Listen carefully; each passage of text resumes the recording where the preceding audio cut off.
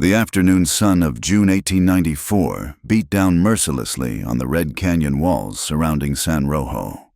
Hot winds whipped through the narrow streets, carrying dust that stung like sandpaper against exposed skin.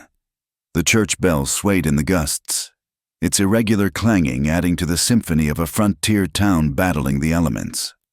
Jed Lincoln awkwardly pushed through the door of Victoria's tailoring shop, his torn shirt a testament to an unfortunate encounter with desert thorns and a scuffle outside the saloon.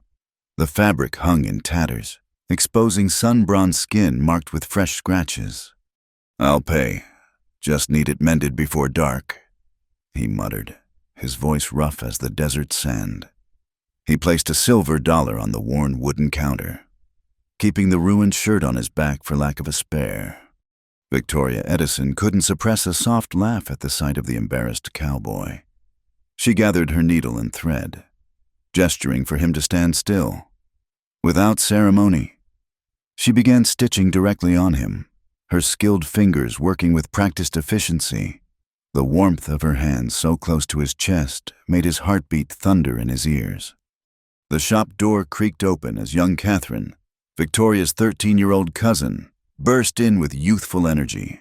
In her haste, she bumped into a fabric display, sending a bolt of blue cotton rolling toward the street. Jed lunged after it, the wind catching the material and unfurling it like a wayward flag. The scene was both romantic and absurd as he chased the fabric down the dusty road, finally capturing it near the water trough. Returning to the shop, Jed removed his hat, his hair wild from the wind. Victoria's eyes sparkled with amusement. "Afraid of a little needle, cowboy," she teased. His face reddened. "More afraid of losing my shirt, ma'am." Through the window, they could see Rockefeller's men posting debt notices on several storefronts. Victoria's hands paused momentarily in their work, her expression tightening before she resumed stitching with renewed focus, as if racing against some invisible deadline. When she finished, Jed offered another dollar for the excellent work. Victoria shook her head firmly. Price was stated. "Mr. Lincoln, I keep my word." Her straightforward honesty left him fumbling for a response. Dark clouds gathered on the horizon, and distant thunder rumbled across the desert. An unseasonable rain began to fall, releasing the distinctive scent of wet earth that rose from the parched ground. Victoria pressed a spare shirt button into Jed's palm. "Emergency button," she said with a slight smile, "for the next time you find trouble." Standing under the shop's awning, watching the rain, Jed turned back and spoke words that seemed to tumble out unbidden. Cowboy paid her to sew his shirt, but her strength made him want her as wife. He immediately grimaced at his own boldness, but the words hung in the air between them. Victoria heard every word. A faint blush colored her cheeks, but she busied herself with organizing her sewing supplies, pretending not to notice his confession. The rain lashed against the shop sign as the wind picked up. Jed offered to help secure the shutters, and Victoria nodded her acceptance. They worked side by side in the narrow door frame, separated by mere inches as they wrestled with the stubborn wooden panels.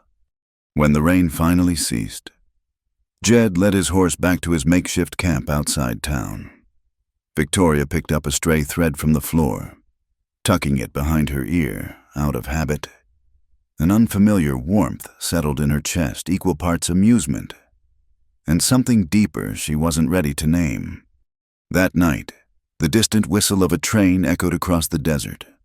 Oil lamps flickered in the tailor shop as Victoria tallied her accounts by dim light, calculating what she owed against what she'd earned.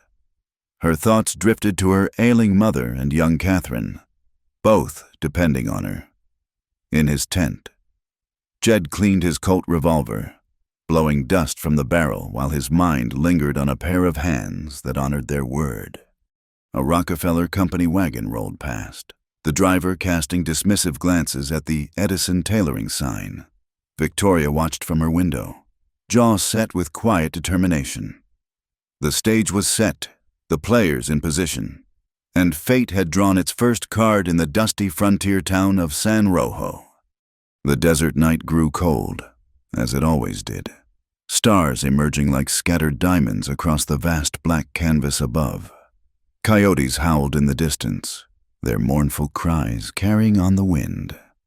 Victoria closed her ledger and prepared for bed, her fingers still feeling the ghost of fabric and the warmth of the cowboy who'd stood so still under her needle. Tomorrow would bring new challenges, new debts to face, but tonight she allowed herself a small smile at the memory of his flustered confession. Jed lay in his bedroll, staring up at the stars through a tear in his tent. He'd spoken carelessly, foolishly even, but something about that woman, the way she'd stood firm on her price. The steady sureness of her hands had loosened his tongue. He'd come to San Rojo seeking nothing more than seasonal work and a chance to save for his dream of a small ranch. He hadn't expected to find someone who made him think about sharing that dream. The wind picked up again, rattling the tent poles and carrying with it the promise of more storms to come. Both literal and figurative, Jed thought, closing his eyes against the swirling dust. Change was coming to San Rojo, whether its people were ready or not. Victoria Edison, 24 years old, was the daughter of a leather worker who'd come north from Sonora. Her father had perished in a mine accident 3 years prior, leaving behind debts from purchasing the sewing machine and medical bills that seemed to grow rather than shrink.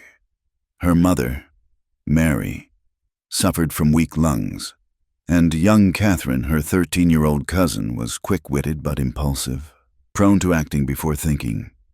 Victoria had learned to sew as a child, her hands steady as a blacksmith's hammer. She lived by the principle of name your price and stick to it, refusing the dirty money that Rockefeller's men sometimes offered for information about her neighbors. She knew the weight of an honest dollar versus one earned through betrayal. On cold desert nights, Victoria often stepped behind her small house to gaze at the stars, that deep black canvas sprinkled with salt white points of light. She would sew by starlight when the moon was full, listening to coyotes cry in the distance, dreaming of the day she could move her mother somewhere with trees and running water, away from the dust that made her cough. Jed Lincoln, 31, had grown up on cattle trails from Texas to Montana. He'd been caught up in a range war in Wyoming 5 years back, forced to take sides in a conflict over water rights. The memory that haunted him most was watching a young ranch hand die needlessly in a shootout over a creek that dried up 2 months later. He'd left that life behind, carrying guilt like a stone in his chest and developing a habit of speaking little. Through seasons of cattle drives, Jed had saved modest amounts, dreaming of buying land near a reliable water source in the foothills. His vision was simple purple sage-grass, 30 head of breeding cattle, and a life with fewer gunshots echoing across the range. He believed in sweat and honest work, not quick draws and quicker tempers. The scar across his left shoulder told the story of a flash flood that had collapsed a wooden bridge the previous year. He'd survived because a stranger's hand had pulled him from the torrent since then. He'd believed in hands that worked rather than mouths that made promises. Trust was earned through action, not words. San Rojo sat wedged between gray plateaus and a dry riverbed that ran with water only during the brief rainy season. During wind season, red dust settled on rooftops like brick powder. During storms, lightning split the sky into jagged pieces. Dogs howled along with the night trains, and everyone knew everyone else's business, or thought they did. Carnegie Rockefeller owned the general store, the saloon, and the grain warehouse. He dealt in loans with interest that compounded faster than rabbits multiplied, taking land deeds as collateral. He claimed connections to the railroad company, using those supposed ties to intimidate anyone who questioned his methods. His right hand was Morgan Pike, a man who wore a ring made from carved bone and whose smile never reached his eyes.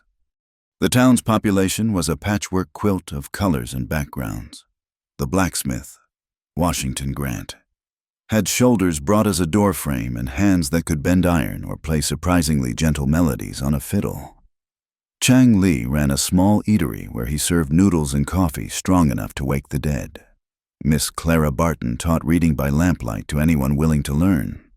Joseph Nightingale, a Ute medicine man, gathered healing herbs on the hillsides and treated those who couldn't afford the town doctor.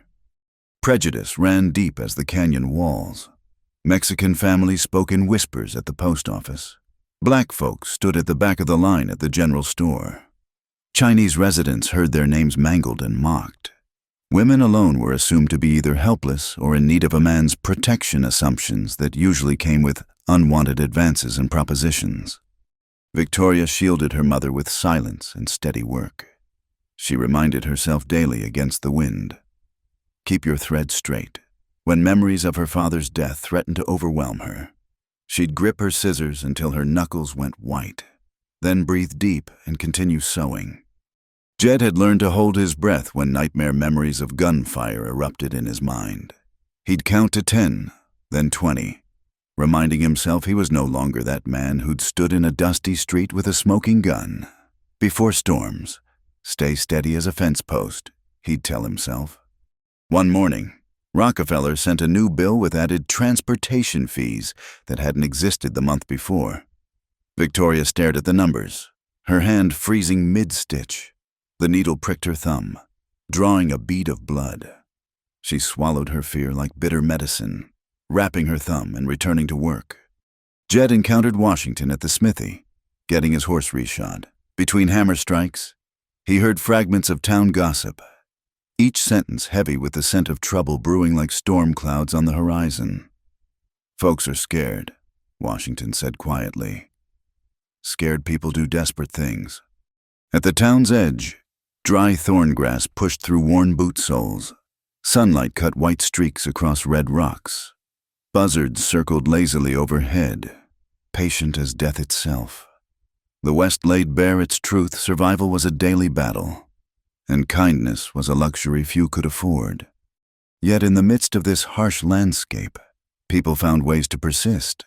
Victoria's thread connected more than just fabric, it held together the worn edges of a community. Jed's saved coins represented more than future cattle, they were hope made tangible. And in the space between fear and courage, between past and future, something new was beginning to grow, tender as sage grass after rain. Jed became a regular visitor to Victoria's shop, arriving each week with some new repair. Needed a torn jacket, a horse blanket with frayed edges, boots with separated soles. His receipts were always clear, payment prompt, and his thanks brief but genuine. The townspeople began to notice his weekly pilgrimages, some with knowing smiles, others with disapproving frowns. Victoria sent Catherine to learn from Washington Grant at the smithy, believing a girl who could work with copper buttons and leather strips would walk through life with more confidence. The sound of Catherine's laughter mixed with the ring of hammer on anvil became a familiar melody on Tuesday afternoons. Sunday evenings brought the community together at the informal market. People gathered on porches to share stories as the day cooled.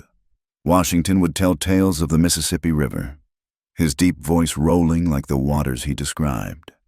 Chung Lee brewed coffee bitter enough to curl toes, serving it in small cups while Jed sat quietly, listening to Victoria explain how she could identify fabric quality by touch alone. Good fabric spoke to knowing hands. The season's first sandstorm arrived with little warning. The whole town rushed to board windows and stuff cloth into gaps beneath doors. Jed appeared at Victoria's shop to help secure the roof with rope. They laughed despite the danger when they caught sight of each other's hair. Both turned rust red from the swirling dust, looking like they'd been painted with the same brush. During a quiet moment between gusts, Victoria taught Jed the backstitch technique for mending his own clothes. Her hands guided his larger ones, showing him how to make stitches that would hold. In return, Jed demonstrated how to repair a saddle and braid a lariat. They traded skills like other people traded stories, each lesson a small gift of independence. Miss Clara Barton approached Victoria about making headscarves for her students. Jed hauled the fabric in his wagon, children running behind, calling out, "Mr. Cowboy with patches." Their innocent teasing made him smile, a rare sight that transformed his usually serious face. Oh, Joseph Nightingale stopped by with a pouch of herbs for Mary Edison's cough. The bitter scent filled the shop as Victoria carefully recorded the debt in her personal ledger. She helped the community with what little she had, keeping her own tally of kindnesses owed and received. One evening, the group gathered to watch a lightning storm from the town's edge. Electric bolts split the sky, illuminating the canyon walls and turning human silhouettes into paper cutouts against the light. Jed, emboldened by the dramatic atmosphere, said quietly, "Beautiful and fearsome, like you with a needle in your hand." Victoria replied simply, "I just try to keep the cold wind from getting through the holes." The harvest festival arrived with modest fanfare. Victoria wore a blue dress of her own making, its simple lines elegant in their precision. Jed stood awkward as a newborn colt in the middle of the dance floor. They attempted a two-step, stepping on each other's feet, their laughter breaking through the evening's formality like sunshine through clouds. On a long bench under the stars, Washington offered Jed advice between songs. A man only becomes a home when he learns to build shelter for others. Jed watched Victoria helping Catherine adjust her hair ribbons, and felt Washington's words settle into his heart like seeds in tilled soil. From the saloon doorway, Carnegie Rockefeller observed the festivities, his fingers drumming his bone ring against a whiskey glass. Morgan Pike scribbled in a small notebook, his eyes repeatedly drawn to Victoria's name on his debt ledger. The sight of the community's joy seemed to offend them, as if happiness was a currency they couldn't control. Rumors swirled about the railroad expanding through San Rojo. Land prices danced on the tongues of speculators, while ordinary folks lay awake wondering if they'd wake to eviction notices. The future felt as unstable as a bridge in flood season. Victoria discovered more stones mixed in with the rice at Rockefeller's store when she tried to return it for fair weight. The manager gave her trouble. Jed stood behind her, saying nothing, but his presence alone made the man lower his voice and grudgingly make the exchange. The sky stretched smooth as heated metal. Sand gritted between teeth despite closed mouths. Yet laughter still echoed from the tailor shop's porch, becoming as regular as sunrise. The sound drew others like water in the desert, proof that joy could exist even in hardship. From these everyday acts, thread pulling through fabric, hammer shaping metal, herbs steeping in hot water, trust grew between them. It was a tender trust, fragile as young sage grass, but with roots reaching deeper each day. Victoria learned to recognize Jed's footsteps before he reached her door. Jed found himself timing his errands to catch the sound of her sewing machine, its rhythm as comforting as a heartbeat. Neither spoke of the growing connection directly. Words seemed too small for what was building between them. Instead, they communicated through actions, a perfectly mended seam. A load of firewood appearing beside her door before a cold snap, an extra portion of stew left on his makeshift camp table when he worked late. In a land where survival often meant hardness, they were learning the revolutionary act of gentle care. The letter arrived on a Tuesday morning, delivered by Rockefeller's man with a sneer that could curdle milk. Victoria's hands trembled as she read the demand for payment, now including late fees that had materialized from thin air like desert mirages. The shop fell silent except for the rustling paper and her mother's labored breathing from the back room. Morgan Pike appeared at the shop 3 days later with 2 strangers, their presence filling the small space with unspoken threat. Pike's voice dripped honey over poison as he spoke of protection and arrangements that could ease her burden. Victoria's spine straightened like an iron rod. "My door is open for customers. Mr. Pike, you gentlemen are not here for tailoring." She held the door wide, her meaning crystal clear. They left, but Pike's parting look promised this wasn't over. At the saloon that evening, Jed overheard Pike boasting about acquiring the deed to land near Conco Creek through a signature given by a drunk rancher. The blood in Jed's veins turned to ice. That was the exact piece of property he'd been saving for, the place where he'd planned to build his future. His hand instinctively moved toward his holster before he caught himself, forcing his fingers to wrap around his beer glass instead. Miss Clara Barton received an eviction notice from her rented room. The reason given was her refusal to provide private lessons to Rockefeller's son. But everyone knew the real cause was her teaching reading to Mexican and black children alongside the white ones. The community's fabric was unraveling, fear pulling at every seam. A minor explosion at the nearby silver mine left 3 men injured. While the town reeled from the accident, Rockefeller seized the moment to raise prices on medical supplies and basic goods. Crisis had become his currency, panic his preferred method of negotiation. Victoria discovered something that made her stomach turn. The shipping fees on her bills included charges for shipments that had never arrived. She carefully preserved the old receipts, evidence written in fading ink. Her mother had taught her to keep records, and now those patient habits might prove valuable. Violence found Jed despite his efforts to avoid it. Pike's men cornered him outside the smithy, trying to provoke a fight after he'd defended Washington from their harassment. The scuffle was brief, but Bloody Jed took a cut to his ribs before Washington's hammer convinced the attackers to retreat. Once again, his shirt bore the marks of conflict. Victoria's hands were steady as she cleaned and stitched the wound, though her eyes burned with unshed tears of rage. "This isn't right," she whispered, her needle moving with controlled fury. Jed caught her hand gently. "I know, but we'll find another way. Violence only feeds their fire." The summer rains came as flash floods, water racing down from the mountains in brown torrents. The torrent swept away Susan Anthony's chicken coop, scattering her livelihood to the winds. Jed and Victoria joined the human chain, passing ropes and pulling salvageable items from the mud. The smell of wet earth mixed with sweat and determination as neighbors became lifelines. In the flood's aftermath, Rockefeller presented new loan contracts for reconstruction assistance. The terms were fishing hooks disguised as helping hands, designed to catch the desperate and drag them deeper into debt. Several families signed, seeing no other choice. Others, like Victoria, read every line twice and walked away empty-handed but still free. Victoria stood tall in Rockefeller's warehouse, demanding to see the shipping logs. When refused, she didn't plead or rage. She simply stated, "I can read numbers, Mr. Rockefeller. Numbers don't lie, even when men do." Her calm certainty unnerved him more than any threat could have. By the creek at sunset, Jed finally spoke of his past. His voice was rough as he described the range war. The senseless death of a boy barely old enough to shave, killed over water rights that meant nothing when the creek dried up. "I carried a gun for the wrong reasons," he admitted. "I'm afraid of becoming that man again."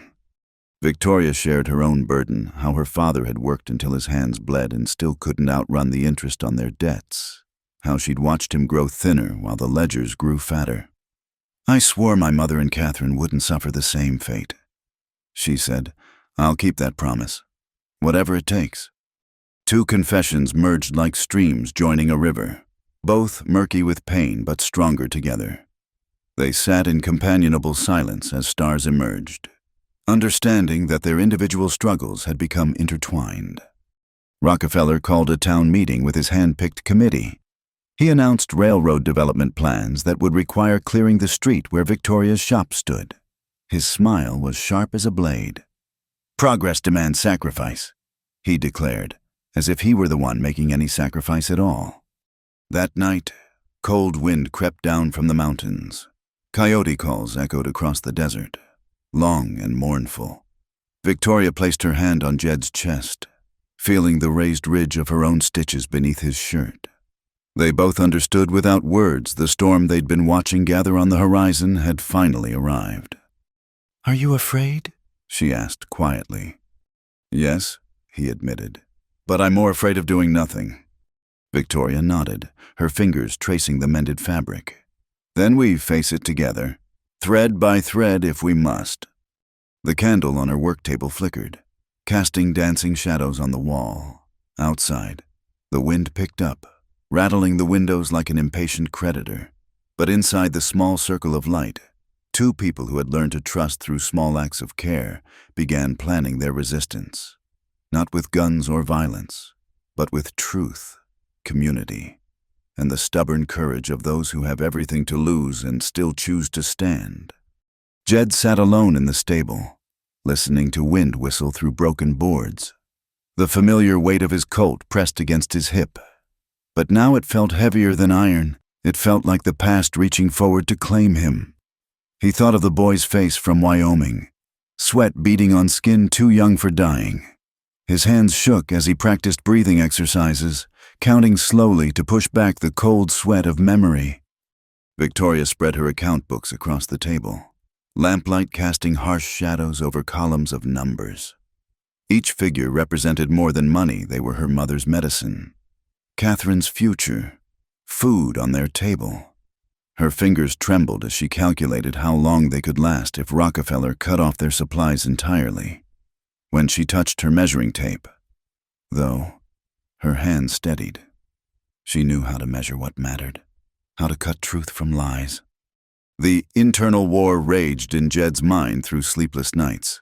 Violence had once been his answer to injustice, but that path had led only to more graves. He practiced drawing his gun, then holstering it unshot, training himself to think before acting. Protection, not vengeance. He whispered to the empty stable. The distinction felt thin as thread, but he clung to it like a lifeline. Victoria faced her own battle between pride and survival. Accepting Rockefeller's protection would buy temporary safety but cost her soul. Standing firm might cost everything else. She thought of her father, how he'd maintain dignity even as debt crushed him. Could she do the same while protecting those who depended on her? The question circled her mind like buzzards over carrion. Washington Grant confided his fears one evening at the smithy. "I've got Sarah and 3 young ones," he said, hammer pausing mid-swing. "If I stand against Rockefeller, he'll cut off my iron shipments. But if I bow down, what am I teaching my children about being a man?" The big man's shoulders sagged under weight heavier than any anvil. Chang Li shared stories of railroad construction in Nevada, where he'd seen company stores drain workers dry through inflated prices and creative accounting. "They make slaves with paper instead of chains," he said quietly, showing Victoria how to track inventory discrepancies. His careful notations revealed patterns of systematic theft disguised as business. Jed began copying every receipt Victoria collected, practicing his letters until they were clear enough for legal documents. Each word felt like laying bricks slow. Careful work building toward justice. His hands, more accustomed to rope and leather, cramped around the pen. But he persisted. This was a different kind of fight, requiring patience instead of quick draws. Miss Clara gathered signed statements from parents who supported continuing the integrated school. They were willing to teach on Victoria's shop porch if necessary. "Education is the only weapon they can't take away," she said, her usual gentle voice carrying steel underneath. Small acts of defiance sprouted like desert flowers after rain. At midnight, a gunshot shattered Victoria's shop sign. The crack of splintering wood woke Mary Edison, sending her into a coughing fit that brought blood to her lips. Victoria held her mother, fury building silent as a dust storm. She didn't cry or rage. She simply retrieved the broken pieces of her sign and set them aside, planning to rebuild it stronger. Jed arrived at dawn, saying nothing as he examined the damage. He pulled out his tools and began fashioning a new sign, each hammer blow deliberate and measured. When Victoria tried to thank him, he simply said, "We're past thanks now. This is what partners do." The word partners hung between them, carrying more weight than either was ready to fully acknowledge. Looking at Jed's calloused hands working carefully on her sign, Victoria saw past his fears to the man emerging from shadows. He wasn't the gunfighter from Wyoming anymore. He was becoming something new, someone who fought with patience and persistence instead of bullets. She placed her hand over his, whispering, "We are new people now. The past shaped us but doesn't own us." Joseph Nightingale brought crucial information during one of his herb-gathering trips. The railroad had never filed official development plans with the county. Rockefeller was trading on rumors and forged documents, betting fear would drive people out before anyone checked his claims. The revelation lit hope like a match in darkness. The group met in secret to plan their response. They would gather evidence, document every illegal charge and forged receipt, then ride to the county seat to file formal complaints. But the postal route went through Rockefeller's allies. Their message would never arrive unless carried personally. Jed volunteered to make the dangerous ride through Devil's Canyon to the next postal station. Victoria insisted on accompanying him, arguing her knowledge of the accounts was essential. The debate grew heated, Jed wanting to protect her, Victoria demanding recognition of her capabilities. Finally, Washington spoke, "Strength ain't about going alone. It's about knowing when you need another's skills." They reached a compromise. They would go together, but avoid violence at all costs. Their weapons would be truth and documentation. If confronted, they would rely on wit and speed rather than gunfire. It was a fragile plan, built on hope as much as strategy, but it was theirs. The night before departure, the community gathered quietly. Susan Anthony offered preserved food for the journey. Joseph provided a map showing water sources. Clara gave them a letter opener for official documents, she said with a meaningful look. Chang Li pressed a small pouch into Victoria's hand containing pepper powder. For emergencies only. Each gift was a thread in the rope binding them together. Victoria looked around the room at faces marked by worry but lit with determination. These people, black, white, Mexican, Chinese, native, had become her family through choice rather than blood. Whatever came next, they would face it as one. Jed spent the evening cleaning his rifle, then deliberately leaving it behind. He would carry his Colt for true emergencies. But his real weapons would be the folder of documents and the woman beside him who knew every figure by heart. The choice felt like shedding old skin, painful but necessary for growth. As stars emerged over San Rojo, both Victoria and Jed understood they stood at a crossroads. Tomorrow would test everything they'd learned about courage, trust, and the power of choosing justice over vengeance.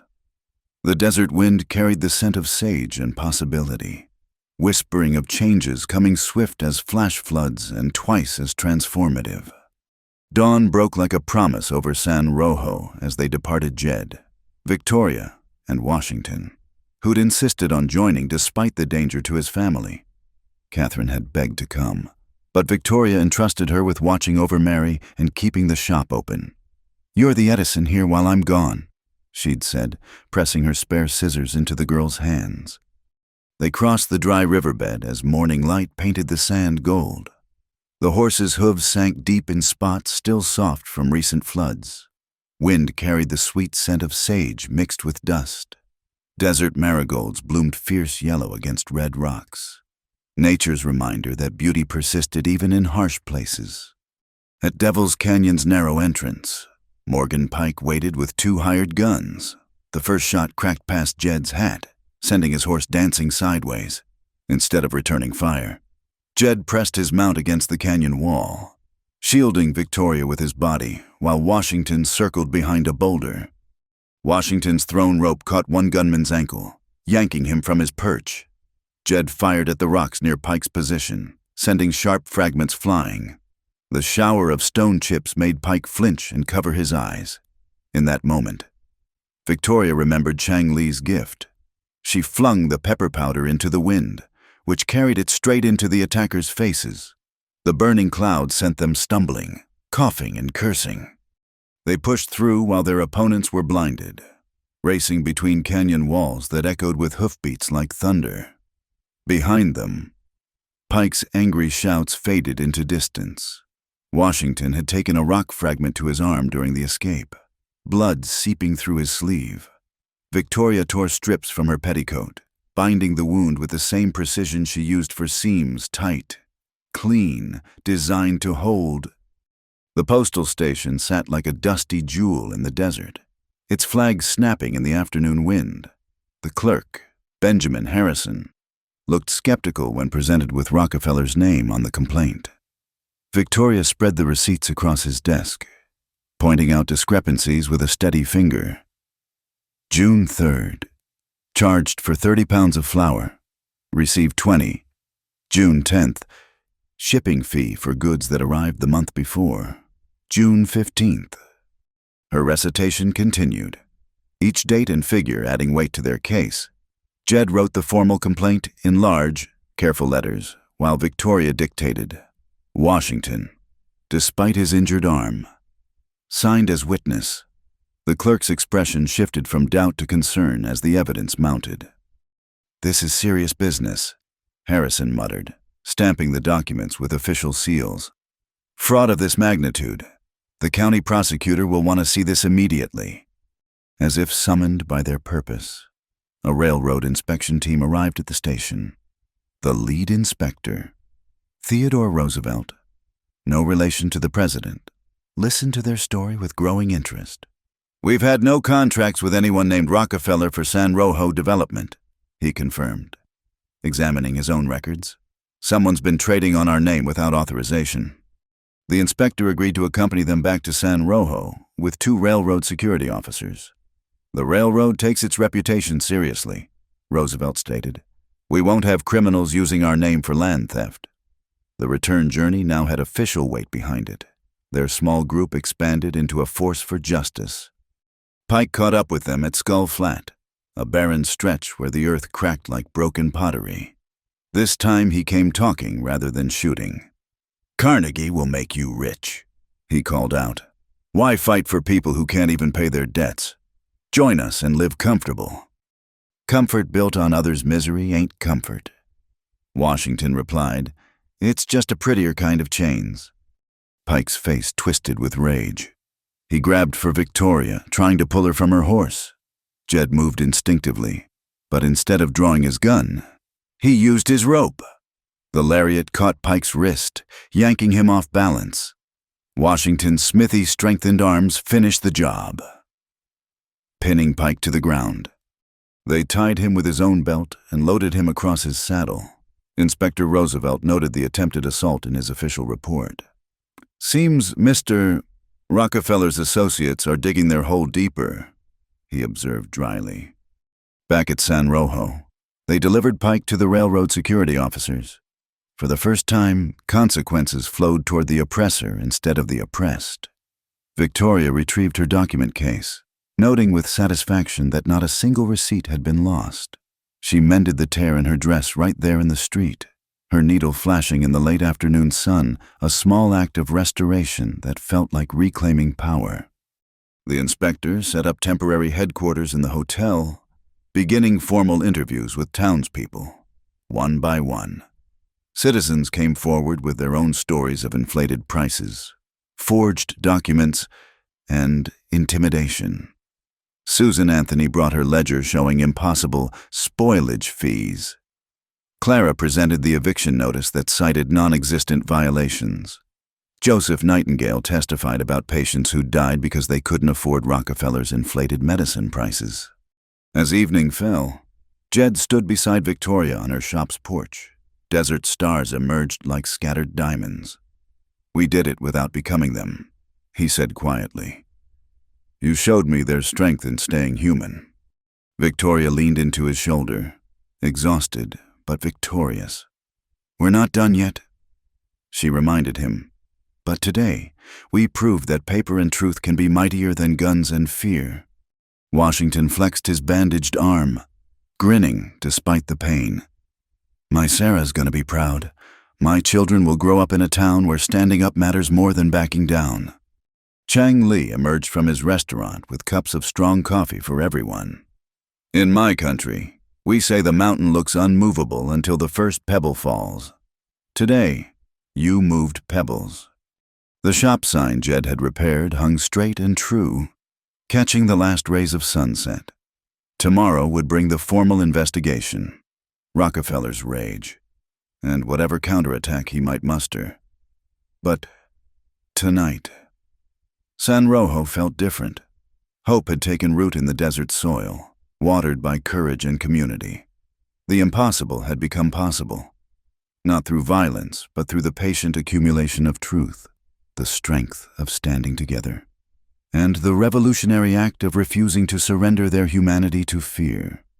News of the formal complaint spread through San Rojo like wildfire across dry grass. One by one, citizens found courage in numbers. Susan Anthony brought her receipt book showing years of overcharges. Clara Barton presented eviction notices based on fabricated violations. Chang Li produced shipping manifests, proving goods arrived weeks before late delivery fees were charged. Joseph Nightingale testified about medicine prices that doubled overnight during illness outbreaks. Carnegie Rockefeller attempted to flee town, but Inspector Roosevelt's security team intercepted him at the stage depot. His office safe revealed forged railroad letterheads, altered land deeds, and ledgers showing 2 sets of books, one for himself, one for deceiving customers. The evidence painted a picture of systematic fraud spanning years. The county court issued an immediate injunction stopping all foreclosures and evictions. Victoria's shop sign hung proudly as people gathered to hear the news. For the first time in years, conversations on the street carried laughter instead of whispers. Children played freely while their parents discussed rebuilding without fear of retaliation. Jed reflected on his transformation as he helped repair Susan's chicken coop. His hands that once reached for guns now reached for hammers and nails. The rage that had driven him to violence had been redirected into constructive action. "I'm not the same man who rode into San Rojo," he told Victoria one evening. "That man only knew how to destroy. This one's learning to build." Victoria's evolution was equally profound. She'd expanded from protecting just her family to embracing the whole community. Her shop became more than a business. It was a symbol of resistance through persistence. "I used to think strength meant standing alone," she admitted to Mary while adjusting her mother's shawl. "Now I know it means knowing when to stand together." Washington's smithy rang with renewed purpose as he taught young men and women alike the trade. "Iron's like people," he explained to his new apprentices, including Catherine. "Heat and pressure can break it, or make it stronger. Depends on how you handle the fire." His injured arm had healed, leaving a scar he wore proudly, evidence of standing for justice. Victoria announced her plans for the expanded shop. She would train local women in tailoring, paying fair wages for good work. Rosa Luxemburg and May Curie became her first official apprentices. The shop filled with the sound of multiple sewing machines, harmonizing like mechanical birds. Each stitch represented independence, each completed garment a step away from dependency on unfair creditors. Clara reopened her school on Victoria's shop porch, students of all backgrounds sitting side by side. The sound of children reciting letters mixed with the rhythm of sewing machines. Education and enterprise intertwined, creating something stronger than either alone. Parents who'd hidden in shadows now brought their children openly, hope replacing fear in their eyes. Jed led Victoria to the land near Concho Creek one golden afternoon. The stream bubbled over smooth stones, cottonwoods providing shade. "I've been saving for this place," he said, "but now I see it differently. Not just as my ranch, but as our foundation. Cattle here, maybe a larger shop there. Close enough to town, but with room to grow." Victoria stood in the dappled sunlight, wind playing with her hair. She saw possibilities spreading like the creek itself irrigated gardens. A proper schoolhouse, homes for families currently crowded in shanties. "We could build something lasting," she said. "Not just for us, but for everyone who stood with us." Rockefeller's trial drew crowds from 3 counties. His attempts to blame subordinates crumbled against the mountain of evidence.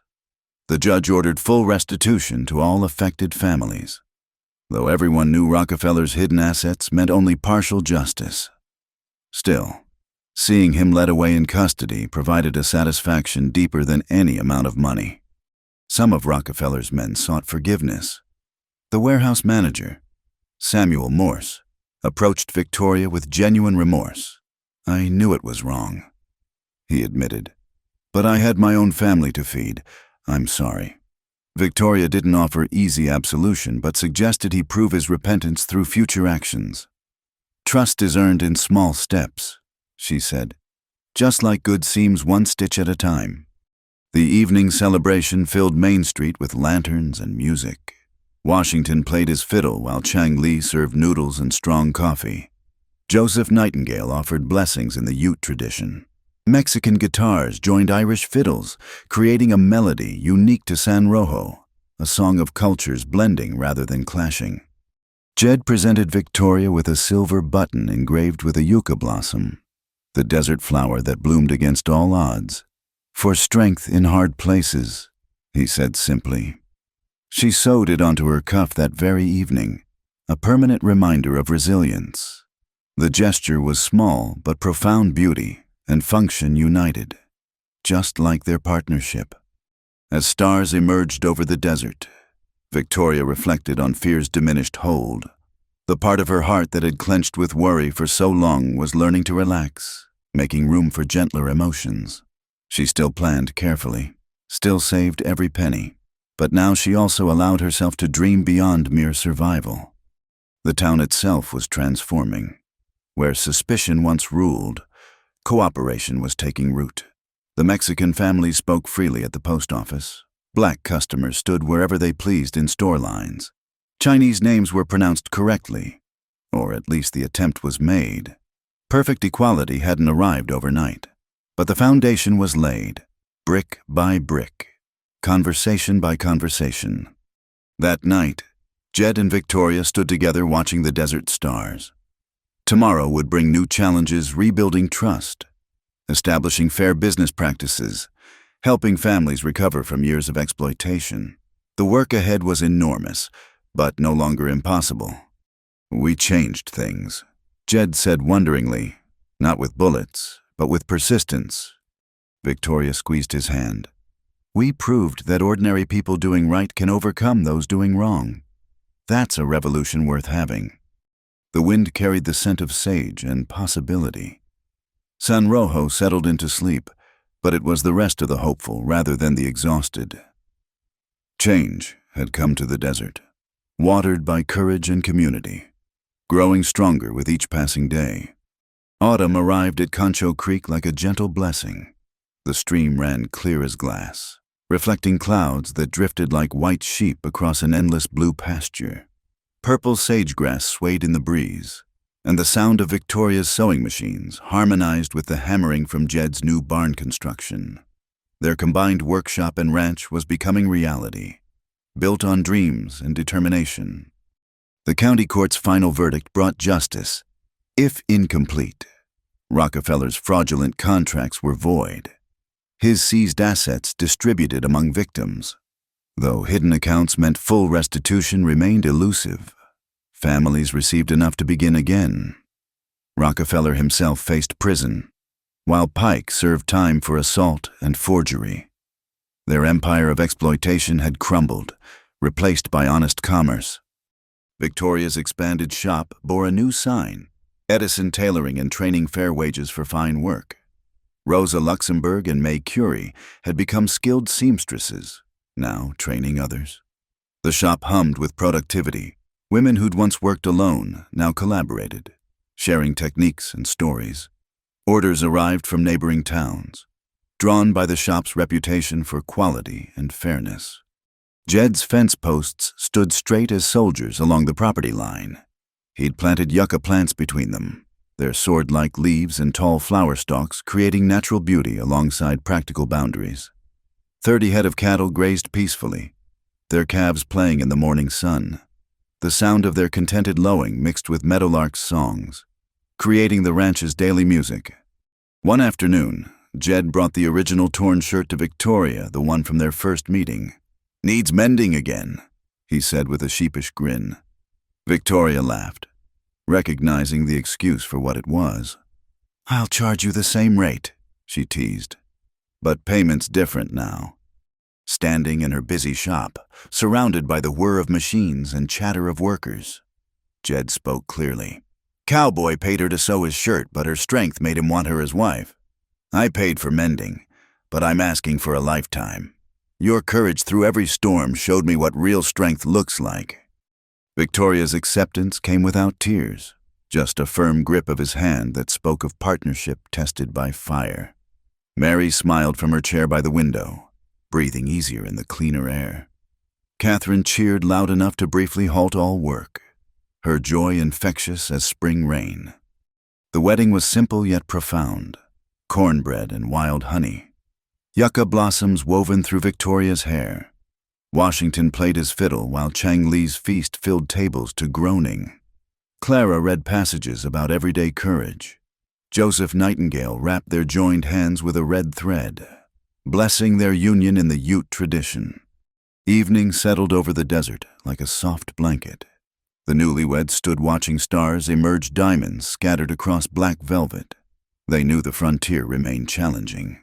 Drought would come, along with floods, sickness, and new forms of greed. But they also knew their strength holding needles steady, building fences true, opening doors wide, speaking honestly.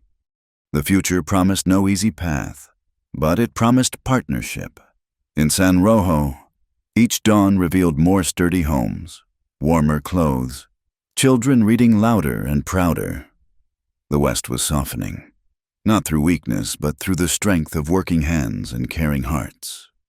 "We've come far from that first torn shirt," Victoria said, fingering the silver yucca button on her cuff.